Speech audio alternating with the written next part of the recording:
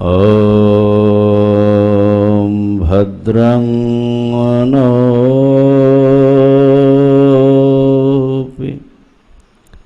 वातय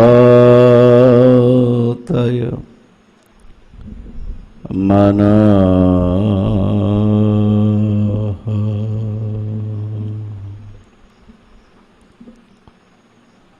ॐ शान्तिः शान्तिः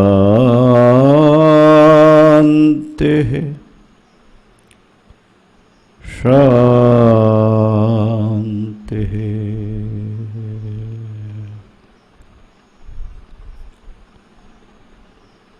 शङ्करं शङ्कराचार्यं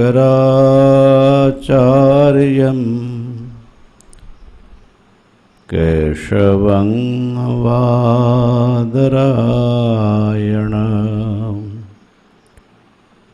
सूत्रभाष्यकृतौ वन्दे भगवन्तौ पुनः पुनः। ईश्वरो गुरुरात्मेति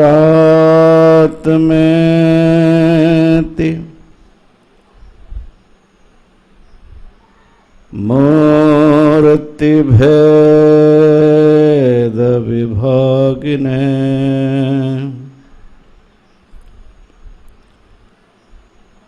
व्योमवद्व्याप्तदेहाय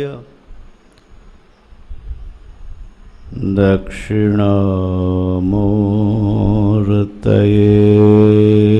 नमः।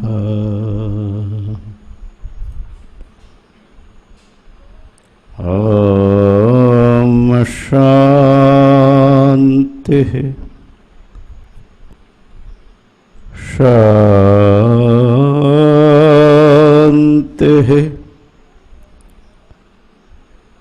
शान्तिः।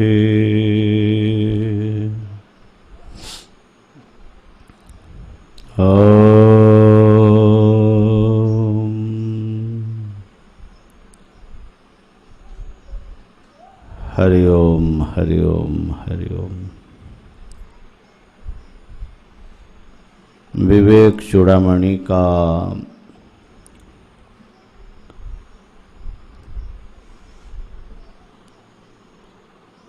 ब्रह्म विचार आत्मानात्मा का विवेचन हम लोग श्रवण कर रहे हैं और पहले बताया कि आत्मा स्वरूप के ज्ञान से ही अज्ञान की निवृत्ति होती है और मोक्ष की प्राप्ति होती है। तो आत्मज्ञान के लिए अनात्म ज्ञान होना आवश्यक है। अनात्मा का स्वरूप जब आप जानेंगे तभी उससे भिन्न करके अपने आप को पहचान पाएंगे, जान पाएंगे। इसलिए सबसे पहले भाष्यकार आदि शंकराचार्य जी जो विवेक चूड़ामणि ग्रंथ के रचयिता हैं, वो अनात्मा का विवरण प्रारंभ किया। स्थूल शरीर का वर्णन हो गया, सूक्ष्म शरीर का वर्णन चल रहा है। तो सूक्ष्म शरीर में पंच ज्ञानेन्द्रिय पंच कर्मेंद्रिय का वर्णन हुआ और फिर अंतःकरण चतुष्टय का भी वर्णन हो गया और पंच प्राण का भी वर्णन हुआ। हम लोगों को 98 श्लोक से पढ़ना है। कल 2 श्लोक आया था 96-97, जिसमें अंतःकरण चतुष्टय का वर्णन आया और पंच प्राण का।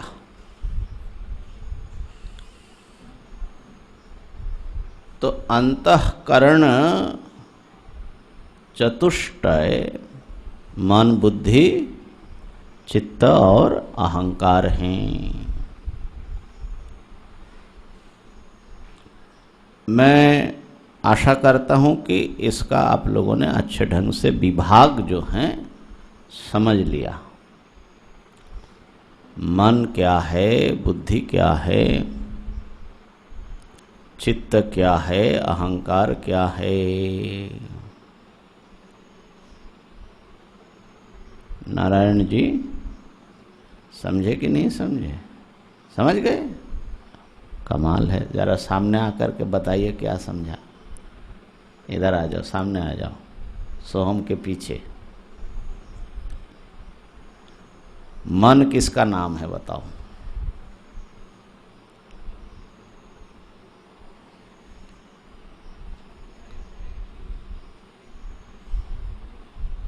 घबराना नहीं, बिल्कुल प्रेम से बताओ। गलत होगा तो सुधार देंगे, कोई बात नहीं। क्या समझा आपने? मन क्या चीज है? शरीर की इंद्रिया। कौन से 5 इंद्रियों में से एक इंद्रिय है?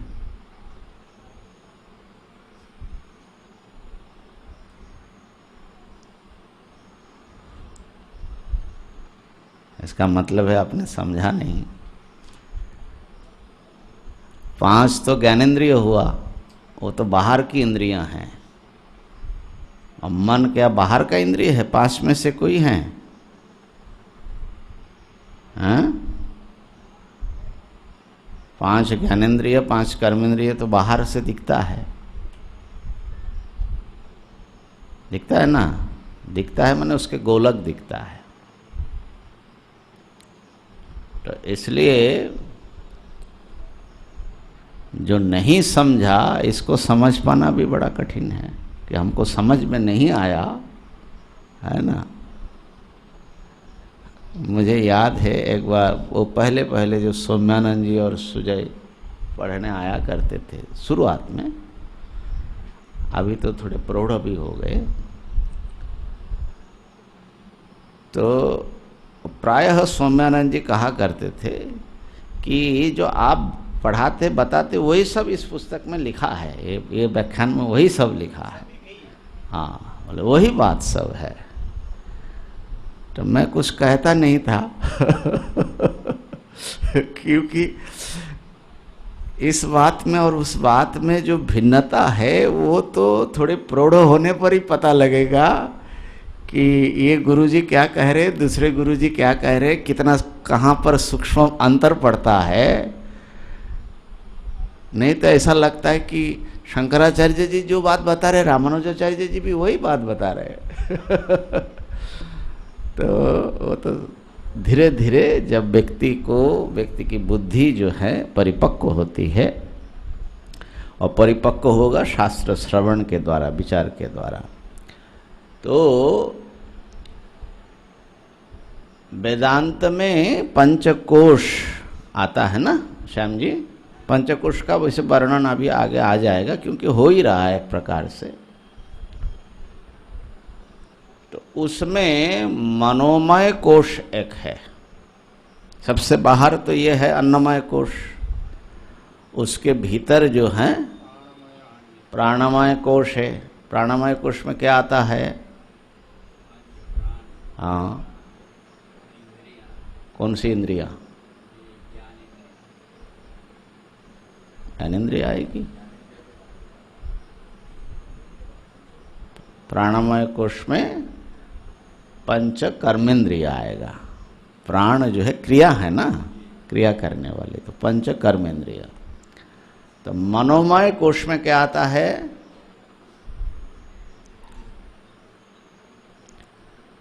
मन और पंच ज्ञानेंद्रिय। हाँ, क्योंकि ज्ञानेंद्रिया जो है ना वो ज्ञान के लिए काम आता है ना, तो मन ही तो उसके ज्ञान को करेगा ना, तो इसलिए वो मनोमय कोश के अंतर्गत माना, ठीक है ना। और उसके बाद चतुर्थ कोश का नाम क्या है? विज्ञानमय कोश। उसमें क्या आता है? हाँ, ज्ञानेंद्रिया भी उसके अंतर्गत है, क्योंकि आखिर बुद्धि भी ज्ञान ही तो करेगा, निश्चय करेगा। तो इंद्रियों की भूमिका जो है मन के माध्यम से बुद्धि तक होती है। उसके बाद पांचवा कोश क्या है? आनंदमय कोश। उसमें क्या आएगा?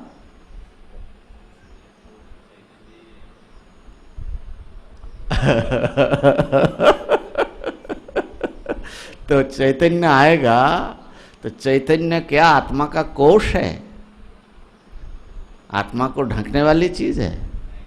तो फिर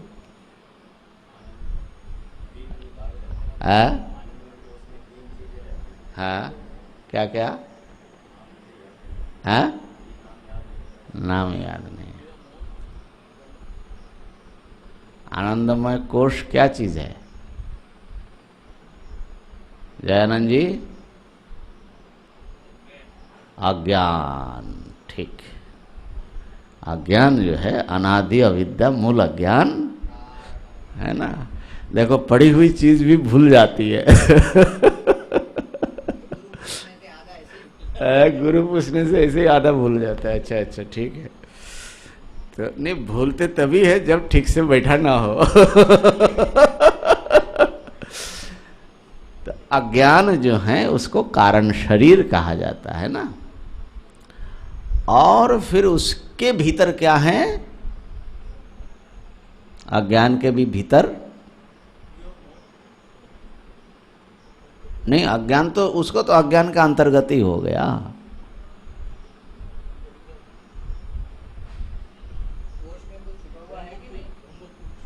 हाँ, अरे भाई वही तुम हो आत्मा। चैतन्य वो ना, आत्मा के ऊपर ही तो ये सब आवरण है, 5 आवरण हैं जिसको हटाने से आत्मा का शुद्ध स्वरूप प्रकट होता है। तो हमारा तो मूल प्रश्न और था, आप क्या प्रश्न करे कि ना करे, हमको तो संशय में डाल दिया। अच्छा, सोम के लिए कर, पहले श्याम जी कोशिश तो करे।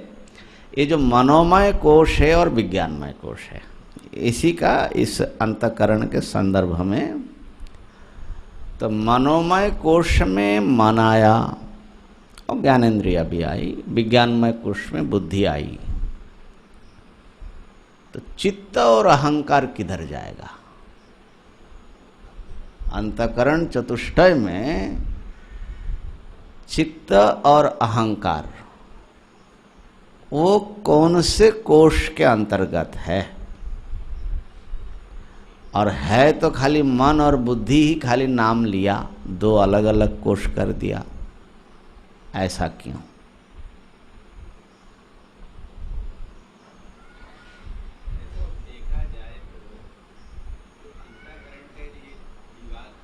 जी, हाँ जी,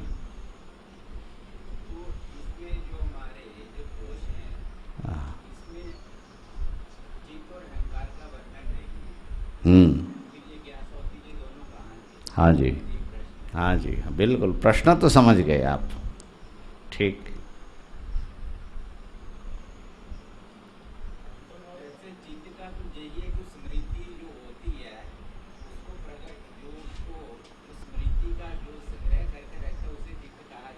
हाँ हाँ, अभिमान को, हाँ।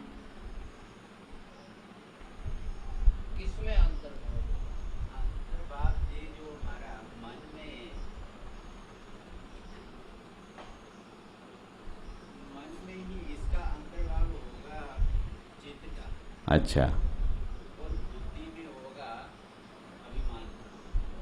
अच्छा, बात तो ठीक बता रहे हो, लेकिन किस हेतु से ये बताइए, क्यों ऐसा होगा? उल्टा क्यों नहीं होगा?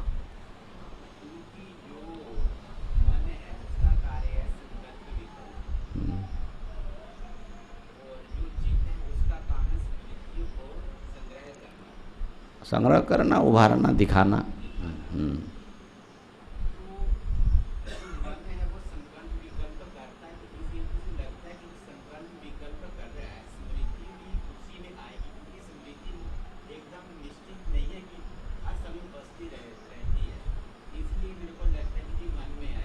अच्छी बात है।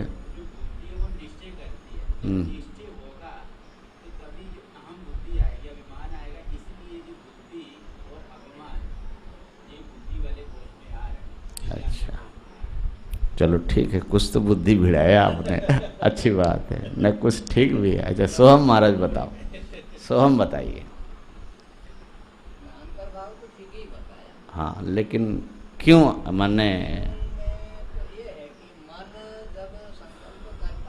मान लीजिए जैसे बहुत सारा डाटा गया उसके पास और उस डाटा को कलेक्ट करके उसमें फ्रेम बनाना है।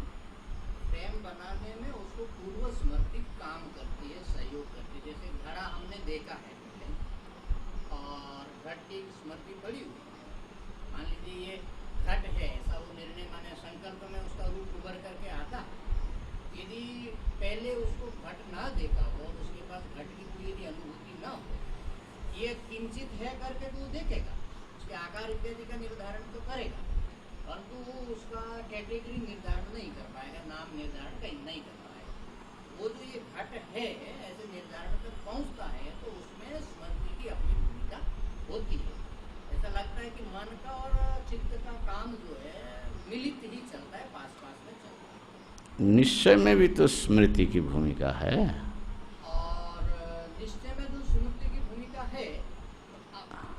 ये क्या है कि ये कोई चार ऐसे कटे हुए पदार्थ तो नहीं है। ये चारों एक ही अंतःकरण के, जैसे ब्रह्मा जी के चार मुख जैसा बता रहे थे ना, तो ये चार जैसे एक हाथ में से 4 अंगुलियां या 5 अंगुली जैसा निकलता है। एक ही अंतःकरण 5 रूप में विभक्त होता है कार्य के हिसाब से।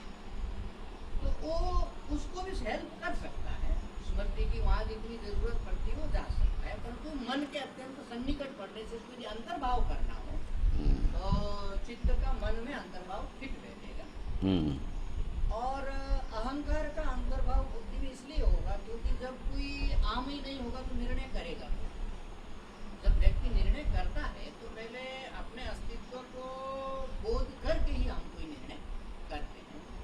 यद्यपि संकल्प विकल्प करने से पहले भी आम का प्रवेश तो होता ही है, परंतु निर्णय के साथ में आम की भूमिका का एक और तादाद में थोड़ा गहरा दिखता है।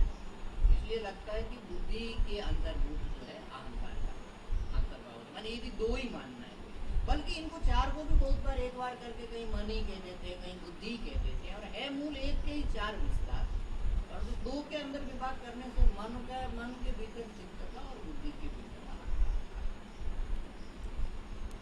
ठीक है, लेकिन यहाँ हाँ आप कुछ बताएंगे, बताइए।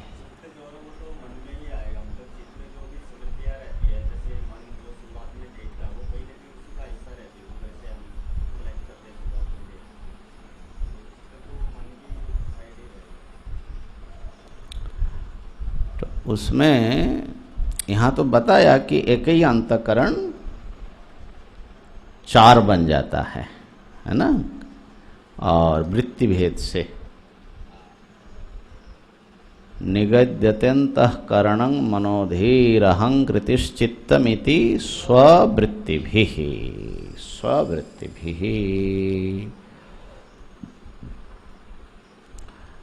तो प्रश्न एक और ये बनता है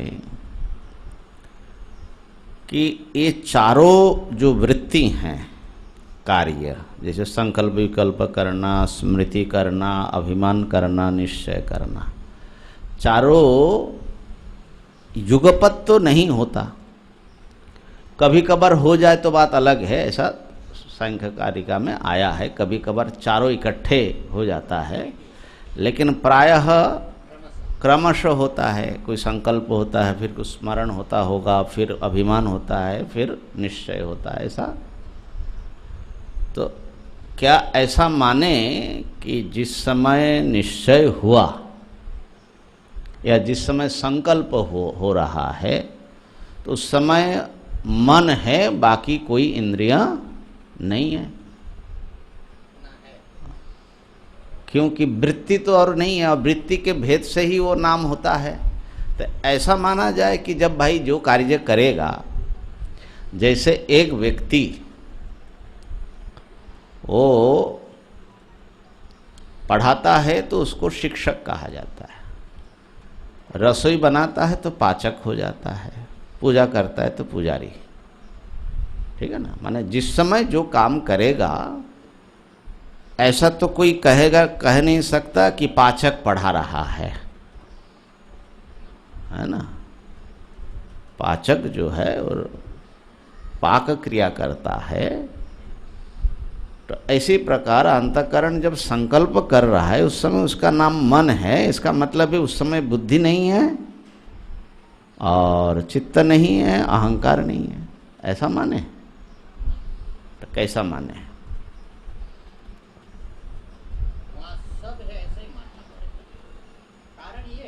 हाँ, मान लीजिए हम एक विषय में संकल्प हो रहा है, हाँ, परंतु बहुविध निश्चय भी भीतर बैठे हुए हैं। हाँ, जब मन संकल्प कर रहा है, जैसे मान लीजिए मैं मनुष्य, ये एक बौद्ध प्रत्यय है, बुद्धि ने ये निश्चय करके रखा है मैं मनुष्य।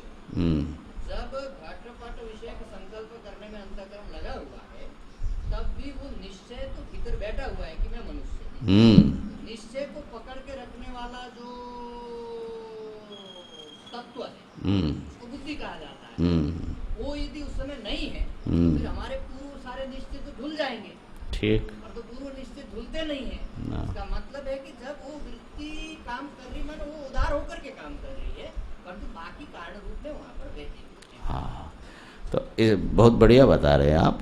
इसलिए वृत्ति भेद से एक अंतःकरण चार होता है। इसका ऐसा अर्थ न लगाया जाए कि उस प्रकार के वृत्ति जब वो नहीं करते हैं तो वो अंतःकरण का वो पार्ट जो है रहता ही नहीं है। बात समझ में आ रही है? जैसे मान लो कि हमारे स्थूल शरीर का ले लीजिए, हाथ अलग उसके कार्य होता है, पैरों का अलग होता है। तो हो सकता है कि हम बैठे बैठे कुछ हाथ से कुछ कर रहे या मुंह से कुछ कर रहे, पैर उस समय काम नहीं कर रहा है, लेकिन इसका मतलब ये नहीं कि पैर हमारा नहीं है, ऐसा नहीं है। तो जैसे अनेक अवयवों के विभाग से युक्त ये पूरा एक शरीर माना जाता है, ऐसे अंतःकरण भी अनेक उसके अवयव या अंग है और अलग अलग अंग से अलग अलग क्रिया करती है। क्रियाओं से उसके अंग भेद का पता लगता है। इसका ऐसा मानने का एक कारण और यह है कि जब हम कहते हैं कि मनोमय कोश और उसके भीतर विज्ञानमय कोश, अगर मन और बुद्धि एकदम एक हो तो ये कैसे होगा? दो कैसे बनेगा? फिर दो हिसाब नहीं रहेगा ना। व्यक्ति जब साधक जब एक एक करके पार करता है तो एक एक कोश को, कोश माने कपड़ा समझ लो, जैसे कपड़ा पहन रखे हैं तो एक एक खोलना पड़ता है। आत्मा के ऊपर जो है ये देह भी चढ़ा हुआ है, प्राणमय कोश, मनोमय कोश, तो एक एक करके वो खुलते खुलते भीतर जाता है। तो इसका मतलब है कि मनोमय कोश और विज्ञानमय कोश युगपत अस्तित्व रखता है, तभी ना पंचकोश बनेगा। अच्छा, तो इसलिए ये जो अंतःकरण चतुष्टय हैं, कम से कम मन और बुद्धि के बारे में ऐसा लगता है ये जैसे प्याज होता है ना, तो प्याज तो एक ही है, लेकिन उसके छिलके उतारते जाओ, एक के भीतर एक, एक के भीतर एक, एक के, ऐसे लेयर्स बनी हुई है। ऐसा ही हमारा जो अंतःकरण है ना, इसके बहुत सारे लेयर्स है। हमारी चेतना का बहुत सारे लेयर्स है, और स्थूल शरीर को छोड़ दिया जाए, बाकी लगभग हमारे या प्राणमय कोश को भी अगर अलग कर दो तो बाकी सब हमारे अंतःकरण के माने चेतना के ही विविध स्तर है, कोश है, एक के बाद एक ऐसे छिलका उतारते उतारते व्यक्ति को अपने सच्चे स्वरूप में पहुंचना होता है। तो हम ये बताना चाह रहे थे, अंतःकरण के माने समझ बढ़ना चाहिए, इसीलिए विचार में थोड़ा सा और पुनः ले आया। तो मनोमय, मन और बुद्धि, ये दो चीज जो है, ये बात सही है, आप लोगों ने इतना तो सही कहा कि मन के अंतर्गत ही चित्त माना जाएगा, मनोमय कोश के भीतर आएगा। मन और चित्त एक प्रकार से दोनों को एक करके भी बोल दिया जाता है। और बुद्धि जिसको कहा जा रहा है विज्ञान, बुद्धि के साथ अहंकार आएगा, तो इसीलिए दो कोश बन जाता है, चार मिल करके, ठीक है ना। अब मन और बुद्धि का जो चरित्र है वो बिल्कुल अलग है, इसलिए वो दो कोश माना गया। मन जो है, पंचदशीकार ने बहुत सुंदर वर्णन किया कि मन बुद्धि ये दो क्या है, मनोमय कोश विज्ञानमय कोश। अहम वृत्तिर इदम वृत्तिर इत्यंतकरणम द्विधा।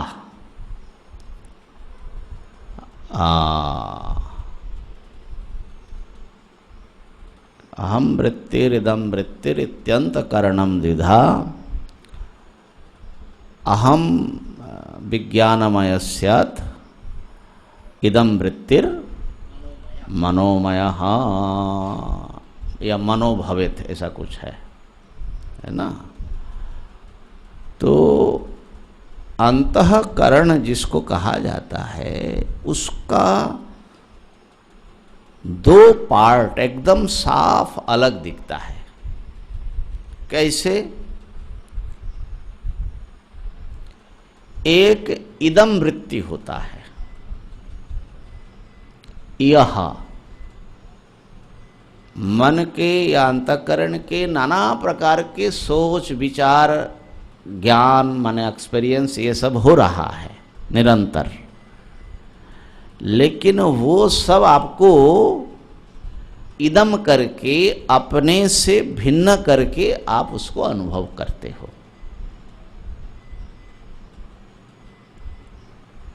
जैसे हम सोच विचार कर रहे हैं, तो सोच विचार कर रहे हैं, ये सोच विचार जो हैं, सोच विचार मैं नहीं हूं, सोच विचार करने वाला मैं हूं। तो मुझसे विचार सोच ये सब अलग हो दिखेगा कि नहीं दिखेगा? ये सब अलग हमको अनुभव में आता है। और जो अहम वृत्ति है वो कोई हमारे से भिन्न कोई चीज है ऐसा हमको अनुभव में नहीं आता, वो मैं हूं। तो व्यक्ति जो अपना अपना स्वरूप मानता है, जिसमें स्पष्ट रूप से अहम करके जिसका अनुभव करता है, वो बुद्धि या विज्ञान के अंतर्गत है। और जिसको वो अपने से भिन्न करके जिन वृत्तियों को अनुभव करता है वो मन के अंतर्गत है। अच्छा, कभी आपने ये महसूस किया होगा, खास करके यदि आप ध्यान में बैठे हो, कोशिश कर रहे हो, तो ध्यान में क्या कोशिश करते हैं? आमतौर पर कोई ध्येय वस्तु हो, भगवान का रूप हो या कोई नाम हो, उसमें आप अपने मन को स्थिर करना चाहते हैं, एकाग्र करना चाहते कि उसी का रिपीटिशन चलता रहे। लेकिन मन जो है मानता कहाँ है? वो तो कितने दिशाओं में भटक रहा है, और फिर आप पकड़ पकड़ करके उसको ले आते हो। तो ये जो भटक करके चला जाता है और फिर जिसको पकड़ करके ला करके यहाँ बैठाना पड़ता है, उसका नाम है मन। और ये काम करने वाला जो होता है उसका नाम है बुद्धि। बात पकड़ में आ रही है?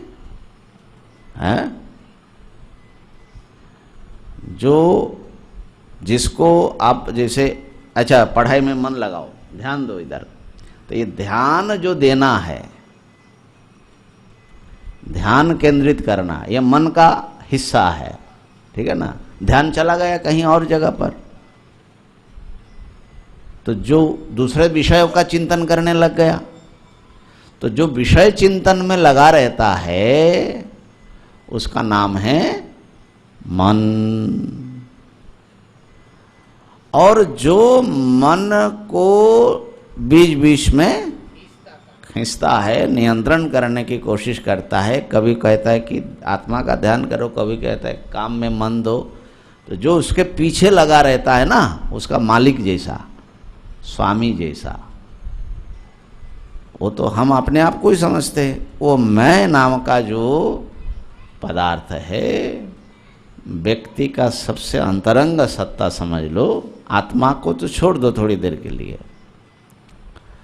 तो उसका नाम है बुद्धि। तो ये बुद्धि ही कर्ता और भोक्ता होता है, आत्मा तो कर्ता भोक्ता है नहीं। अच्छा, अब दूसरे ढंग से देखिए, मान लीजिए आप अपने मन का शरारत आपको अच्छी तरह, माने आप इतना सजग हैं कि मन शरारत कर रहा है, जा रहा है, या थोड़ा एकाग्र हो रहा है, ये आपको पता तो चल रहा है। खास करके जब मन थोड़ा शांत होने लगता है तब ये पता ज़्यादा अच्छी तरह चलता है। तो उस समय मन को धीरे धीरे धीरे धीरे जिस विषय पर आप केंद्रित कर रहे हैं, किसी विषय पर आप केंद्रित करना चाहते हैं, और मन जो है धीरे धीरे ठंडा हो रहा है, लेकिन उस समय भी आपकी चेतना का एक हिस्सा क्या समझ रहा है कि मैं ये व्यक्ति हूँ, ये शरीर हूँ, मैं ये शरीर हूँ या शरीरी हूँ, और शरीर का पूरा चेतना भी मुझे है, चाहे शरीर मेरा हो या मैं हूँ।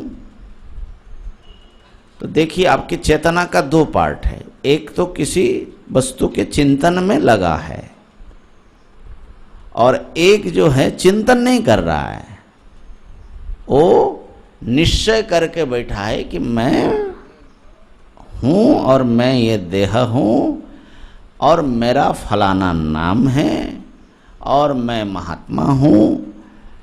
ये सब आपको, आप चिंतन नहीं कर रहे हैं, ये आपके अपने ही सत्ता का पार्ट बन चुका है, आपके अस्तित्व का अंश बन चुका है। चिंतन तो होता है, निकल जाता है, ठंडा पड़ जाता है, लेकिन ये हमेशा बना रहता है, हाँ, मजबूत होकर बना हुआ है। कम से कम जागृत में तो ऐसा ही एकदम मैं शरीर हूँ, ये मेरा विश्वास है, निश्चय है। तो ये जो है ये अंतःकरण का ही एक हिस्सा है, और ये इसका जो क्रिया है वो क्रिया थोड़ा स्थिर क्रिया है, वो पकड़ करके बैठा हुआ है। साथ में ही ये संसार हैं, ये सत्य हैं, ये लोग मुझसे भिन्न हैं, मैं अपने साधना में लगा हूँ, आदि आदि निश्चय जो हैं वो हमारा बना हुआ है और वो हमारे हिस्से हैं। तो ये जो विश्वास कहिए, निश्चय कहिए, गलत है सही है वो एक अलग विचार है।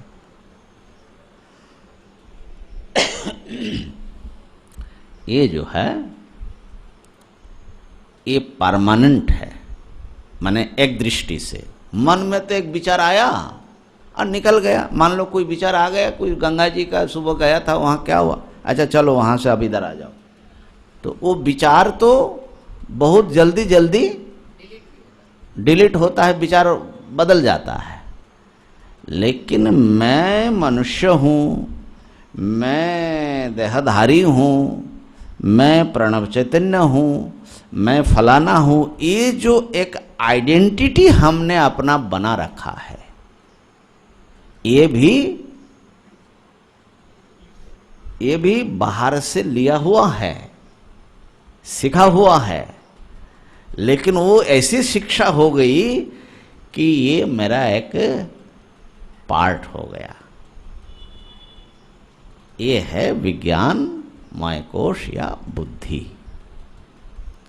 तो मेरे कहने का भाव ये था कि बुद्धि का जो रूप है या क्रिया है वो अधिक स्थायी है। बुद्धि भी बदलती है। कैसे बदलती है? जब घर में था पूर्वाश्रम में, तो इस शरीर का कोई और नाम था और वही नाम मैं अपना समझता था कि ये मैं हूं, है ना। उस नाम से अब हो सकते कोई और को पुकार रहा है, लेकिन कान में आते ही कौन बुला रहा है मुझे। अब गुरुजी ने नाम बदल दिया, संस्कार दिया और नामांतर कर दिया। खाली नामांतर नहीं, जात्यंतर कर दिया, दूसरे जाति का बना दिया, गोत्र उत्र सब बदल दिया है ना। तो अब नाम बदलने के बाद अब कुछ दिन जो है गुरुजी बुला रहा है प्रणव, मेरे कान में पड़ा, लेकिन मैं सोच रहा हूं मुझे तो नहीं बुला रहा है, किसी को बुला रहा होगा। प्रणव कौन है? क्योंकि मेरा तादात्म्य पुराने नाम के साथ है। धीरे धीरे धीरे धीरे मैंने और अन्य लोगों ने सिखाया कि तू प्रणव है। अब बिल्कुल मैं प्रणव चैतन्य बन गया हूं, है। अब ये जो मेरा पकड़ा हुआ कोई विश्वास है या निश्चय है, ऐसा नहीं लगता। ये सीखी हुई चीज है, अभ्यास किया हुआ चीज है, ऐसा नहीं लगता है। ऐसा लगता है कि यही मैं हूं, यही सच्चा है। कपड़े में रंग जैसे मिलता है, हाँ, मिल गया, पक्का हो गया और कपड़ा तो, कपड़े का रंग तो दिन दिन फेट हो जाता है ये जो फीका हो जाता है, और ये जितना दिन जा रहा है ये और मजबूत होता जा रहा है। तो ये है बुद्धि का काम। तो बुद्धि की क्रिया जो है ना, झट से समझ में नहीं आता। हम लोग सोचते कि कोई सोच विचार कर लिया, मैं ब्रह्म हूं, ऐसा मैं समझ गया। समझ कुछ नहीं गए, वो संकल्प में है, मन के हिस्से में है, वो भूल जाओगे है ना। निश्चय तक पहुंचेगा तब बुद्धि में घुसेगा। हाँ, बुद्धि में जब तक नहीं घुसेगा तब तक वो आपका पार्ट नहीं बना। तो बुद्धि जो है वो असल में कर्ता और भोक्ता वो बना हुआ है, और कर्ता भोक्ता का एक इंस्ट्रूमेंट के रूप में मन दिखता है अंतः। तो करण यद्यपि दोनों है, बुद्धि भी करण है, लेकिन बुद्धि करण की जगह पर कर्ता बना हुआ है, और मन जो है एक, जैसे हाथ से लिखते हैं या चश्मा से देखते हैं, तो वो क्रिया का एक अलग क्रिया का, मन जो क्रिया करता है वो हम आंख बंद करके मानस पटल पर कुछ देख सकते हैं। कुछ जैसे मान लीजिए आप ध्यान कर रहे कोई रूप का, तो वो जो रूप आप देख रहे हैं वो आपका मन ही वो रूप लिया हुआ है, और देखने वाला इधर जो है वो असल में बुद्धि है। बात पकड़ में आई? मन बुद्धि का फर्क समझ में आ रहा है? अच्छा, अब स्वाभाविक है मन में चित्त का अंतर्भाव क्यों होगा? क्योंकि मन की वृत्तियां इदम करके दिखती है, अपने से भिन्न करके, है ना।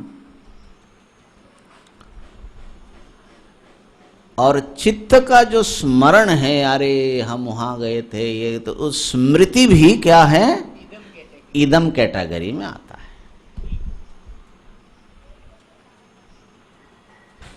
और बुद्धि तो कर्ता बना हुआ है और अहम जो है उसी का पार्ट है, सेम कैटेगरी में आ रहा है। इसलिए इनका अंतर्भाव अहंकार का बुद्धि में हो जाता है। इतना मैंने बताना जरूरी था। तो इस प्रकार से ये अंतःकरण का 4 भेद स्पष्ट हो गए ना अब। अच्छा, और पंच प्राण भी बता ही दिए। एक ही प्राण स्थानभेद क्रियाभेद से वो जो है 5 नाम वाला हो जाता है। अब जो है इतना बताने के बाद सूक्ष्म शरीर में क्या क्या आता है उसका सूक्ष्म शरीर की परिभाषा दे रहे हैं। और ये जो परिभाषा है, ये परिभाषा आपने पढ़ा नहीं पहले कभी। मुझे नहीं लगता कि सोहम महाराज ने भी पढ़ा है। ऐसा परिभाषा दे रहे हैं। आपने तो सप्तदश अवयवी सुना है, सूक्ष्म शरीर के हिस्से 8 पूरी के से युक्त हैं सूक्ष्म शरीर। कभी सुना पूरी अष्टकम? देखिए, वागादि पंच, श्रवणादि पंच,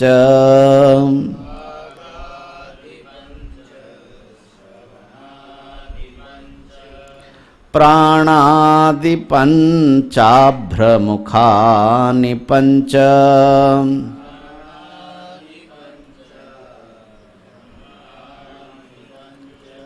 बुद्ध्याद्य विद्यापि च काम कर्मणि,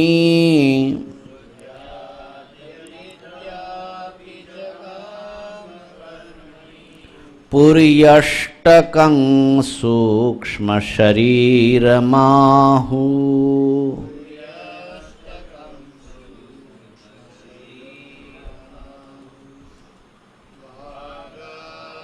पंच श्रवणादि पंच, प्राणादि पंचाभ्रमुखानि पंच, बुद्ध्याद्य वेद्यापि च काम कर्मणि, पुर्यष्टकं सूक्ष्म शरीरमाहु। पूरी अष्टकम, पुर्यष्टकम, लास्ट पंक्ति पहले लगा लो। पुर्यष्टकम सूक्ष्म शरीरम आहु। वेदांत वेत्ता जो सूक्ष्म शरीर के अच्छी तरह जो जानते हैं वे लोग पंडिताहा आहु कि सूक्ष्म शरीर जो है 8 पुरी से रचित है। 8 पुर है उसके भीतर, 8 नगरी हैं। 8 में 5 पंचक समझ लो। यहाँ तो 4 बताया लेकिन 5 आ जाएगा। 5 पंचक, एक पंचक, एक पुरी में 5 ऐसा हो जाएगा। और 3 रहेगा अविद्या काम कर्म, ये 8। तो अब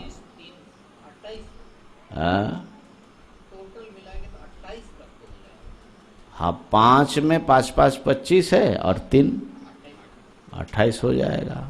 सप्त। अच्छा, अब देखिए कैसे बढ़ाते हैं। वागादि पंच, कर्मेंद्रिय 5 आ गया, ये तो हाँ यह हुआ। और श्रवणादि पंच, ज्ञानेन्द्रिय 5 हो गया। तो 2 पंचक आया ना, 2 5 आ गए। प्राणादि पंच, तीसरा पंचक, हाँ 3 पंचक हुआ। अभ्र बोलते आकाश को।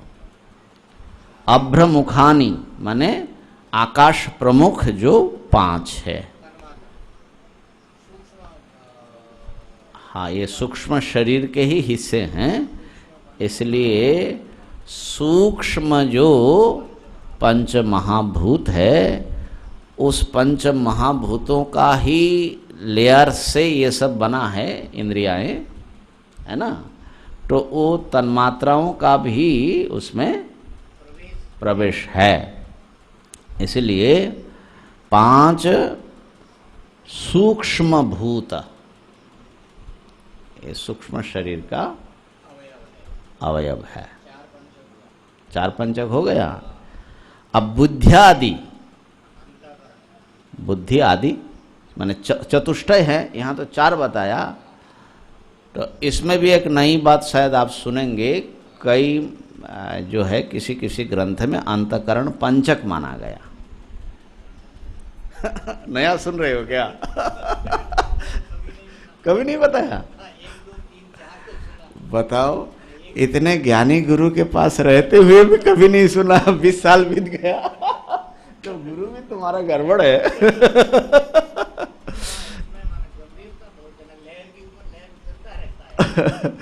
तो इसकी चर्चा जो है एक बार त्यागमूर्ति जी महाराज के साथ हुआ था।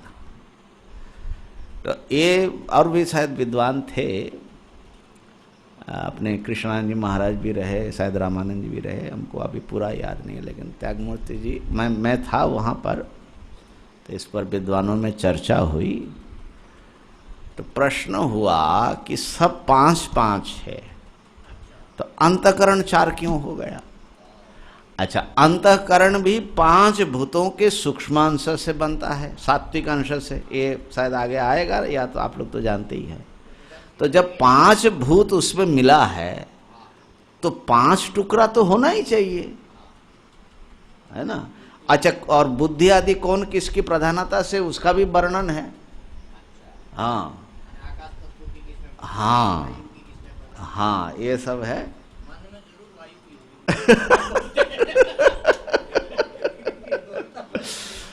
तो त्यागमूर्ति जी महाराज ने कहा कि हाँ ऐसा है। हमने कहा महाराज ये जो उन्होंने ये कहा था खाली से अंतःकरण भी पंचक मानते। तो फिर मैं बाद में मैं पकड़ने वाला बाद में पकड़ा कि महाराज 5वां कौन सा है। तो बोले कि ऐसा मानते हैं कि एक स्फुरणात्मक हिस्सा हमारे भीतर होता है, जो सूझ होता है ना, एकाएक कोई चीज सूझता है आपको। तो ये जो सूझ है, ये मन तो क्या करता है ना, वो विचार विमर्श करता है, वो तो आर्गुमेंट के हिसाब से चलता है, चित्त संस्कार के हिसाब से चलता है। वो तो पुरानी बात है, नई बात तो चित्तक में होता नहीं है। अहंकार अभिमान करता है, बुद्धि तो निश्चय करेगा। तो ये जो एकाएक कोई चीज स्फुरित होता है, हाँ झटिति, वो प्रायः वो बुद्धि में हम लोग डाल देते हैं, माने उसको अलग से गिनते नहीं है। लेकिन साधना में जो इंट्यूशन है, स्फुरण, उसकी बड़ी भारी महिमा है ना। स्फुरना जो है, मन के अत्यंत शांत अवस्था में कोई अभिनव ज्ञान आपके भीतर प्रकट होता है, कोई नई अनुभूति। तो ये जो एक नया चीज आता है, भले ही वो विज्ञानमय कोश का हिस्सा है, तो उसको स्फुरणात्मक अंश बोलते हैं। तो इसलिए बहुत बार मैं इसको भी पंचक मान करके तो 5 पंचक कह देता हूँ, अंतःकरण पंचक। लेकिन यहाँ 4 बताया तो 4 समझ लीजिए, कोई बात नहीं। तो ये एक चीज आ गई। तो ये 5 हो गए ना, 5 पंचक। इसमें तो कोई खास समझाने की बात नहीं है। अब अविद्या, अविद्या भी है इसमें महाराज, लेकिन अविद्या इसमें कैसे आएगी सूक्ष्म शरीर में? कैसे? अविद्या तो कारण शरीर में रहना चाहिए। ऐसा जबरदस्ती भिड़ाएंगे क्या? तो फिर स्थूल शरीर के भीतर सूक्ष्म शरीर भी अनुगत होता है, ऐसा बोलो।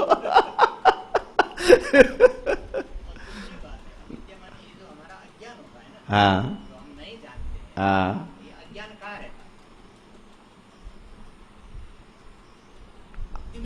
अंतःकरण में ही तो अंतःकरण में रहेगा तो फिर उसको बुद्धि से अलग गिनने की क्या जरूरत है? तो अध्यवस्था है ना। और एक ये जो नहीं जानना जो हाँ, ऐसे तो देखो वेदांत के हिसाब से तुम्हारे प्रश्न का उत्तर है कि अज्ञान जो है वो आत्माश्रित होता है। आश्रयत्व विषयत्व भागिनी निर्विभाग चितिरेव केवल, है ना? आश्रय तो वो मानी है, पर ये जो मुझे अज्ञान है ना, बहुत सारा जो अज्ञान है मेरा, ये अज्ञान मेरे अंतःकरण का या मेरे जो मैं हूँ शरीर जो है पूरा अंतःकरण का नहीं है, देखो अच्छा किया तुम वेदांतचर्य करने के बाद भाग नहीं गए। ये सब रह जाता ना रहस्य। ये सब रहस्य जो है। तो यहाँ पर अविद्या शब्द से अध्यास को लेना, कार्य अविद्या।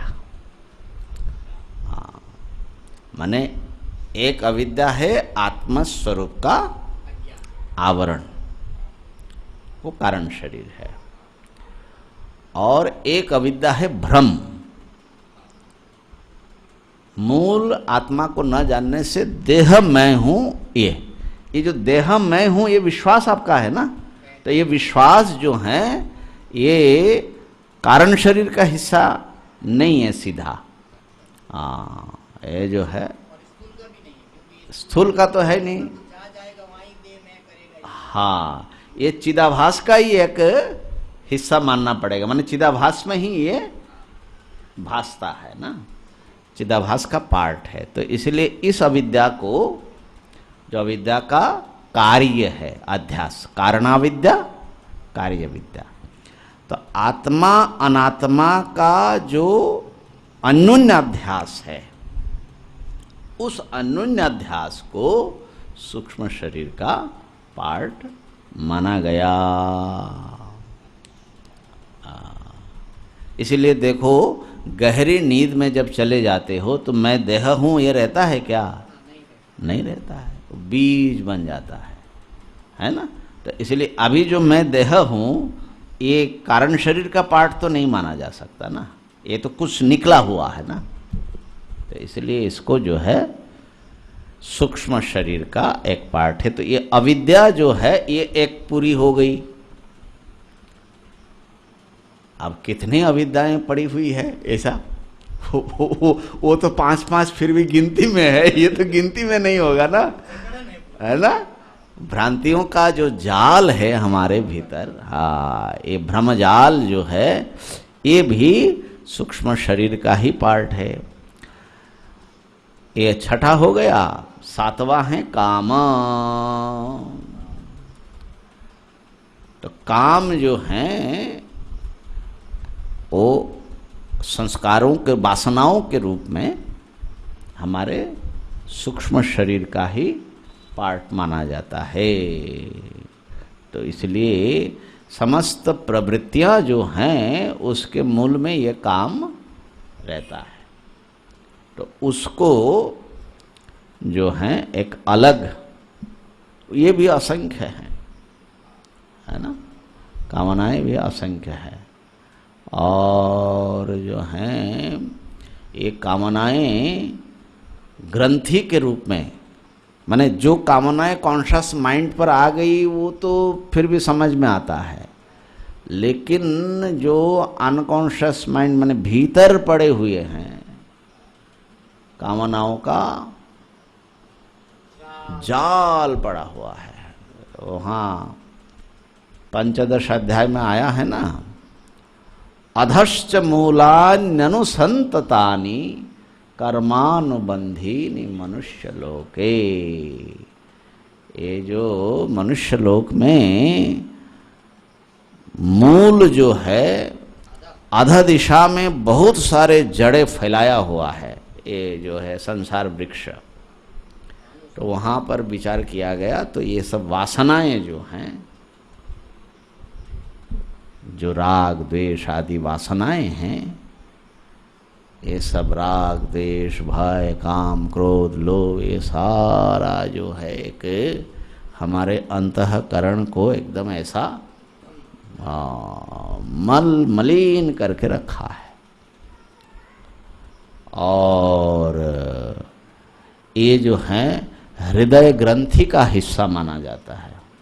इसलिए श्रुति में है, हाँ, यदा सर्वे प्रमुच्यन्ते यस्य हृदय स्थिता हृदय सेह ग्रंथय कामा यस्य हृदय श्रिता, है ना। अथमर्त्यो अमृतो भवति अत्र ब्रह्म समश्नुते।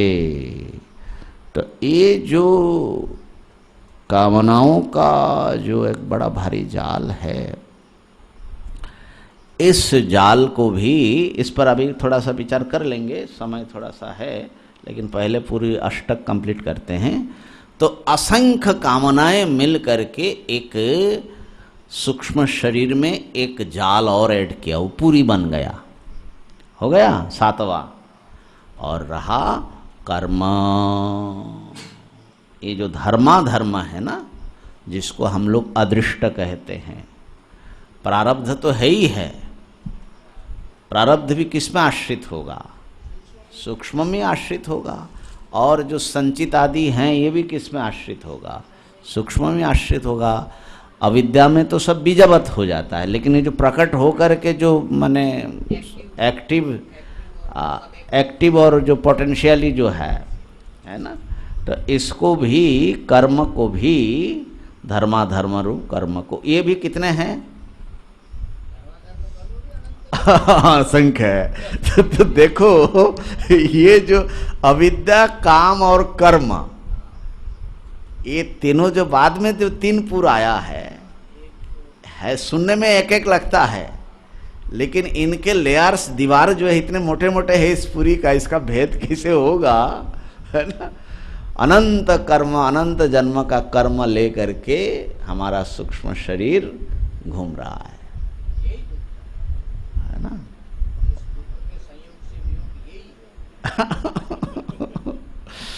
तो इस प्रकार पूरी अष्टकम सूक्ष्म शरीरमाहु, सूक्ष्म शरीर के इन 8 पुरियों को इकट्ठे सूक्ष्म शरीर पंडितगण कहते हैं।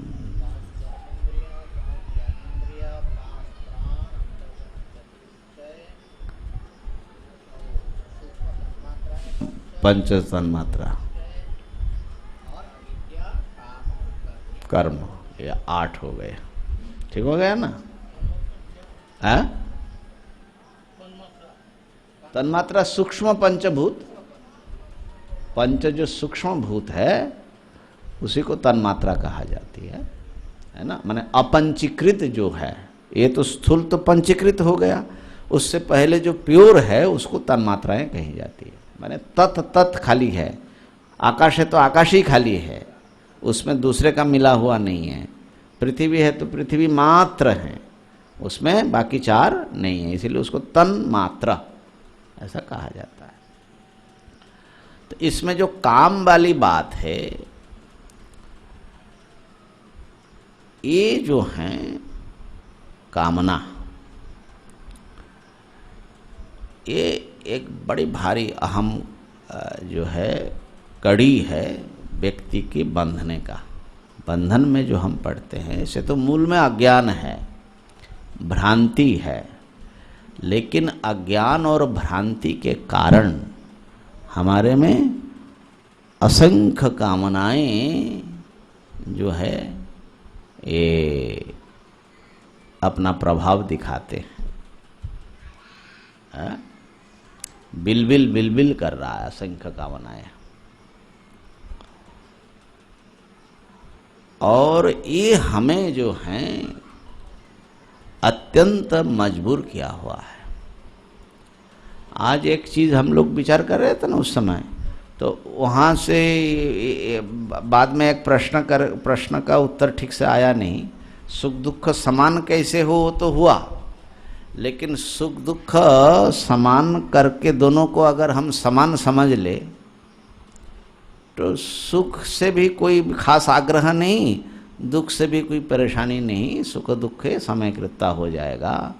गीता जी कह रही कि ऐसा होना चाहिए हम लोगों को, साधक को भी, और सिद्ध तो होते ही है। लेकिन सुख दुख यदि हमारे लिए समान हो जाए तो फिर हमारे कर्म करने का और जीवन जीने का मकसद उद्देश्य क्या रहेगा?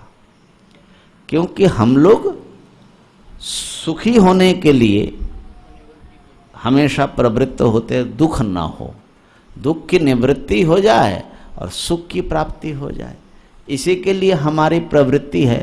और सुख दुख दोनों यदि हमारे लिए बराबर हो जाए तो फक्कड़ बाबा जैसा, तो वो काम ही क्यों करे, कर्म क्यों करे? व्यक्ति कर्म करता है कि दुख ना आए, सुख बना रहे। प्रश्न समझ में आ रहा है? तो अरे समय तो हो गया तो मुझे उत्तर देना पड़ेगा। तो हमको ऐसा लगा कि इंसान की, मनुष्य की सबसे बड़ी कमजोरी क्या है? बता सकते हैं? हाँ, क्या वीकनेस उसकी, माने आपने अपना बताओ। सबसे बड़े वीक पॉइंट हमारा क्या है? माने ऐसा कोई नस, जैसा कोई दबा दे, किसी का नस कुछ हो, ऐसा दबा देते एकदम उसके कब्जे में आ जाए, ऐसा कुछ है आपका नस पॉइंट? मन को कंट्रोल करना। वीक पॉइंट क्या है?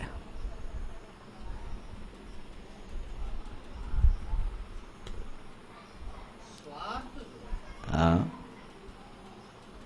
कोई भी स्वार्थ पे यदि आघात करे, हाँ, सबसे ज्यादा अखड़ता। अच्छा, इस पे विचार करें ना। हमको लगता है सबसे बड़ा जो हमारा डर, दुख ना आ जाए। दुख से हम बहुत डरते हैं, बहुत घबराते हैं, और सुख सुविधा न चला जाए।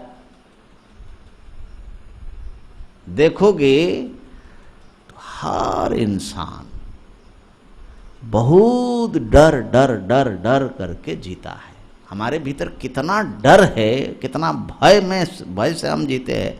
माने एक सिक्योरिटी कंसर्न तो ये स्पष्ट दिखता ही है, लेकिन इससे अतिरिक्त वो तो बहुत स्पष्ट है। लेकिन जो इसके अतिरिक्त, जो मान लो कि बहुत माने फाइनेंशियली बहुत सिक्योर्ड है, पावर है, या जो भी है, क्या वो डरा हुआ नहीं है?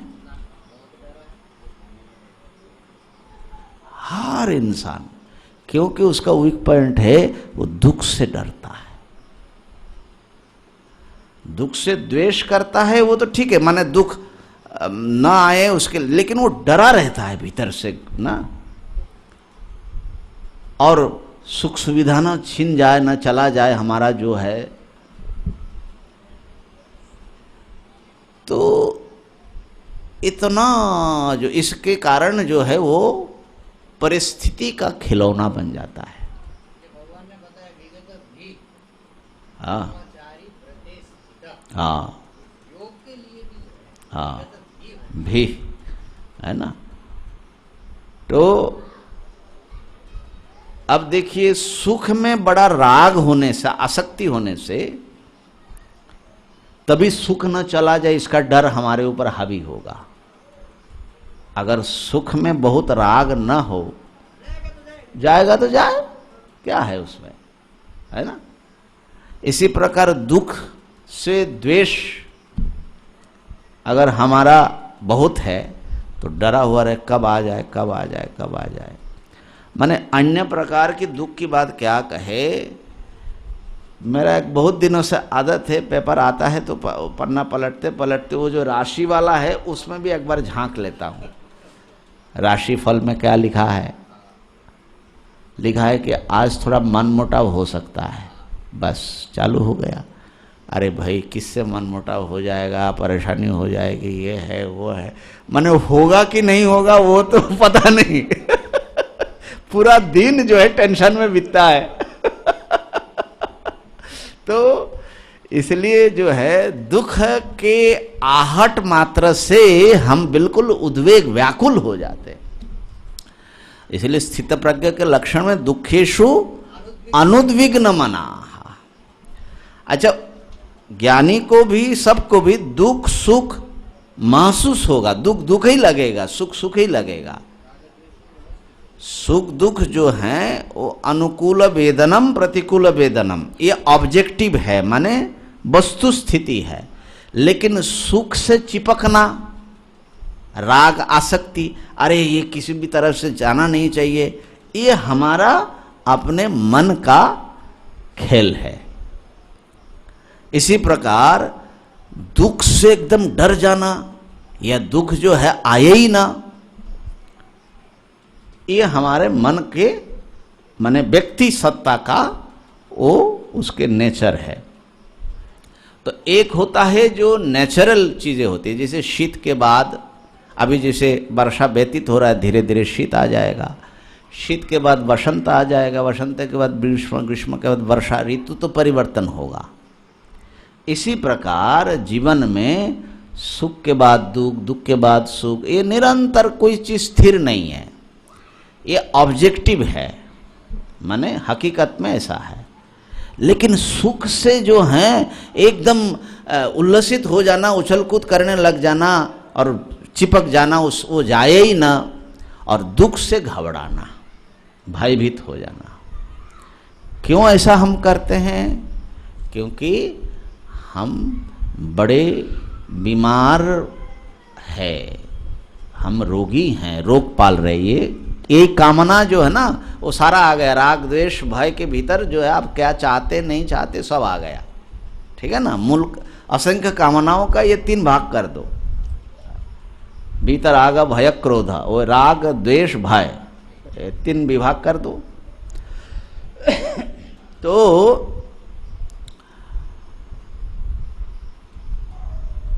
अब जैसे जो स्वस्थ व्यक्ति है, जिसके शरीर में बल है, तो उसको कोई चैलेंज करे तो वो जो है बड़ा मजबूत है, बड़ा बलवान है, तो उसको कैसा लगेगा? आ जाओ बच्चों, देख लेते हैं। माने उस चैलेंज से वो घबराएगा? घबराएगा कौन? जो कमजोर है, ताकत नहीं है, कौशल नहीं है ना। तो जैसे शारीरिक बल भी हो तो उसको चैलेंज करने वाले से घबराता नहीं है।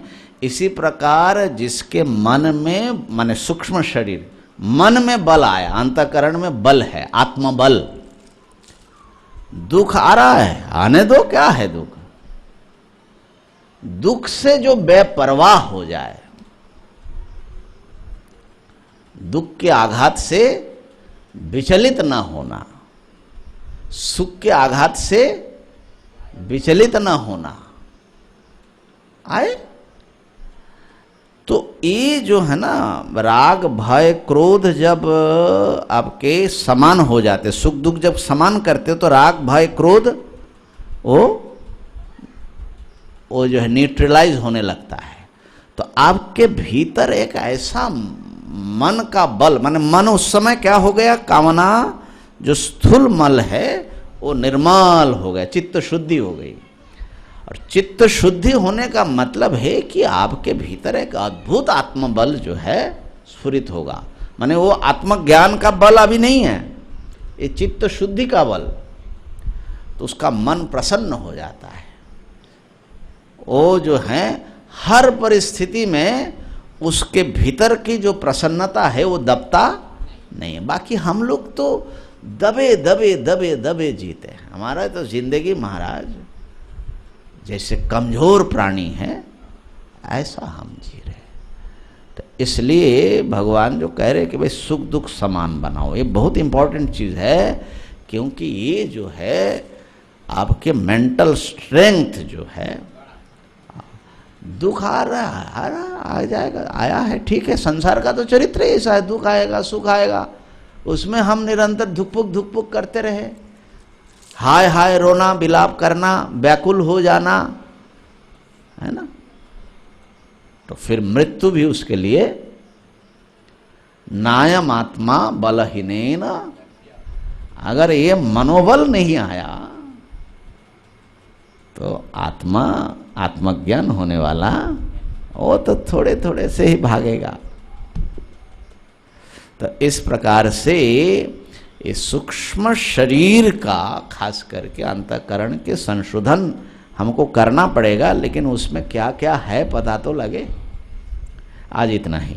ओम पूर्णमदः पूर्णमिदं पूर्णात् पूर्णमुदच्यते पूर्णस्य पूर्णमादाय पूर्णमेवावशिष्यते। ओम शांति शांति शांति।